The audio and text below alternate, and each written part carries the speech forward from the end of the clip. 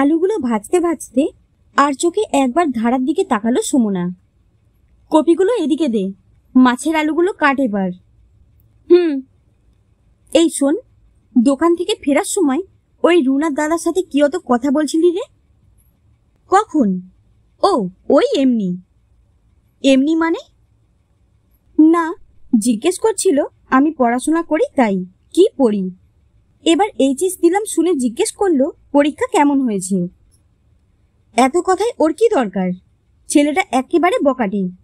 এই শোন, তোকে না কতবার বারণ করেছি রাস্তাঘাটে ছেলেপুলেদের সাথে কথা বলবি না, কানে কথা যায় না। দিনকাল ভালো না ধারা, তোর কাকু কিন্তু এসব শুনলে খুব রাগ করবে। আজকাল ধারাকে নিয়ে বড্ড চিন্তায় পড়েছে সুমনা।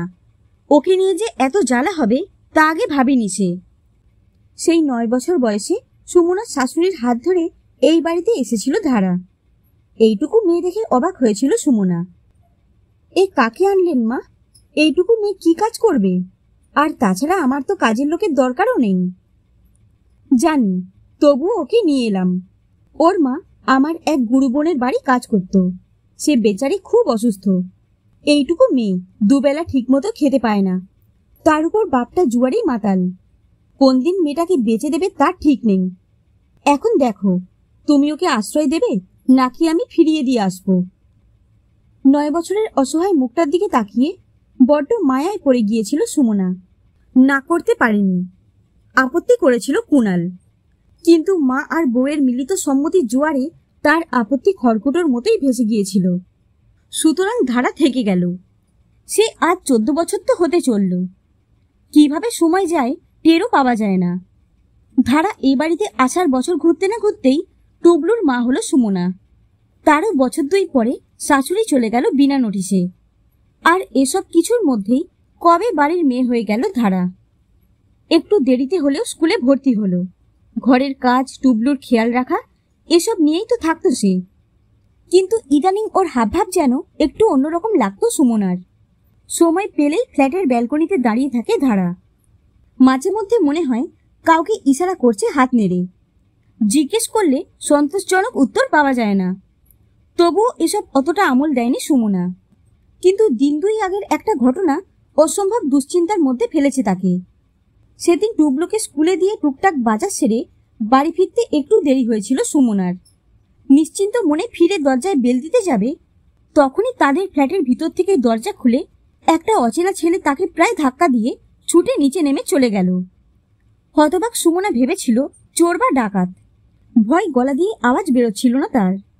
ছুটতে ঘরে ঢুকেছিল, ধারার যদি কোনো বিপদ হয়ে থাকে এই ভেবে। কিন্তু ঘরে ঢুকে দেখে ধারা নির্বিকার। বেশ হাসি মুখেই জানালো, ও আমার বন্ধু কাকিমণি, এখান থেকে যাচ্ছিল তাই একটু দেখা করে গেল। বিষয়টা কুণালকে জানাতেই বাড়ির মধ্যে বজ্রপাত হলো। কুণালকে এত রাখতে কোনোদিন দেখেনি সুমনা। অবশ্য বিষয়টাও তো এরকমই। আরো রাস্তার মেয়েকে মাথায় তোলো। বলল কুণাল, এরা কোনোদিন আপন হয় না, এবার বুঝলে তো? আমি যত তাড়াতাড়ি সম্ভব ওর বাবা মায়ের কাছে ওকে ফিরিয়ে দিয়ে আসবো।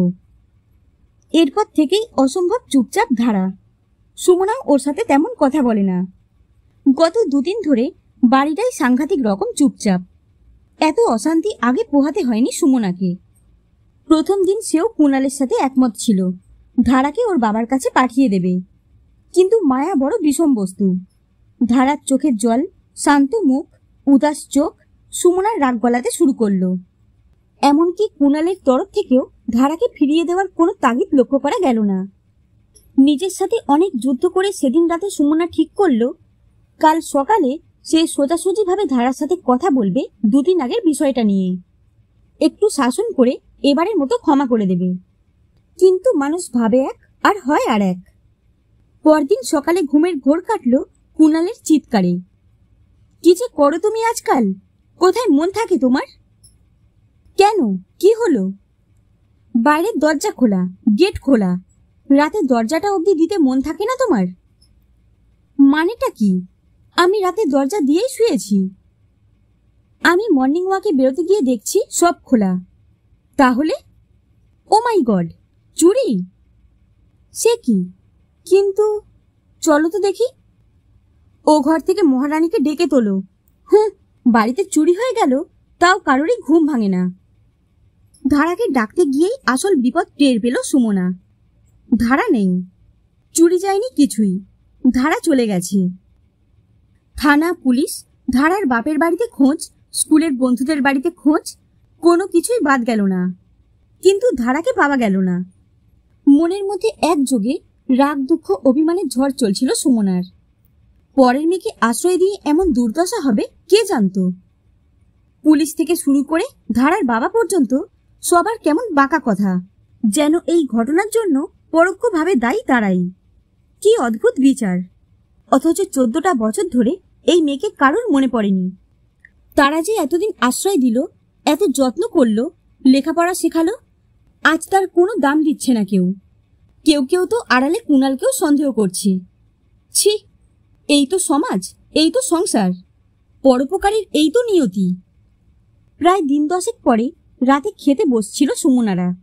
তখনই বেলটা বাজল। দরজা খুলে স্তম্ভিত কুণাল। বিষয়টা আঁচ করেই খাবার টেবিল থেকে উঠে এলো সুমনা। হ্যাঁ ঠিক, ধারা দাঁড়িয়ে হাপুস নয়নে কেঁদে চলেছে। ময়লা জামা কাপড়, মাথায় সিঁদুর, হাতে শাঁখা পলা। তুই এখানে? গলায় শ্লেষ সুমনার। কি মনে করে? কুণাল, পুলিশকে জানাও। আমি বেশিক্ষণ এই অকৃতজ্ঞ বেঈমান মেয়েটাকে সহ্য করতে পারবো না। তুই বিয়ে করেছিস? জিজ্ঞেস করে কুণাল। কি রে, উত্তর দে। কেঁদে কোনো লাভ নেই। করেছিলাম কাকা, কালীঘাটে। বাহ, বেশ বেশ। সে কোথায়? পালিয়ে গেছে আমাকে ফেলে রেখে। একটা বউয়ের কাছ থেকে টাকা নিয়ে আমি অনেক কষ্টে পালিয়ে এসেছি। কি কি বলছিস তুই? এত বড় সাহস কার হলো? আমি কাউকে ছাড়ব না, আর তোর হিসেব পরে হচ্ছে। আগে ভিতরে ঢোক, আর লোক হাসাতে হবে না। কি বলছো কুণাল? ওকে ভিতরে ঢুকতে বলছো? আগে পুলিশকে ডাকো, ওর বাবা মাকে খবর দাও। চিৎকার করে ওঠে সুমনা। পুলিশ তো ডাকবই, ছেড়ে দেব ভেবেছ? আর ওর বাবা মা? কে ওর বাবা মা? একটা 9 বছরের মেয়েকে ছেড়ে দেয় তার বাবা মা? কি করেছে ওরা ওর জন্য? আর আমরা কি করিনি ওর জন্য? তার এই প্রতিদান। আজ কদিন ধরে শুধু এই কথাই ভাবছি সুমনা। আমরা কি করিনি ওর জন্য? ভেবে দেখলাম সবই করেছি, সব। একজন বাবা মা যা করে সব। কিন্তু ওকে সন্তানের চোখে দেখিনি, আশ্রিতা হিসেবে ট্রিট করেছি। ভালোবেসেছি, কিন্তু কাছে টেনে নিইনি, দয়া দেখিয়েছি। বাবা, তোমার হলো কি আজকে? এই কয়েকদিন প্রতি মুহূর্তে একজন পিতার যন্ত্রণা ভোগ করেছি। তুমি করনি সুমনা? কি গো, চুপ কেন? আজ যা বলছি তা গত কয়েকদিনের রিয়েলাইজেশন। ওকে ঘরে ঢুকতে দাও সুমনা। শাসন করো, করা দরকার, কিন্তু ঘরের মধ্যে করো। নিজের মেয়ে হলে যা করতে, কি পারবে না? তুমি তো মা। ধারার কান ধরে টেনে ওকে ঘরে ঢুকাই সুমনা। আয় চল, তোর কত বার বেড়েছে একবার দেখি। যা বাথরুমে ঢোক, এসব ছাইপাস তোল। তারপর খেয়ে নে আগে, তারপর তোর হিসেব বুঝবো। অসভ্য বাঁদর মেয়ে। আশেপাশের ফ্ল্যাট থেকে উকিঝুঁকি শুরু হয়েছিল। সপাটে দরজাটা বন্ধ করে দিল কুণাল।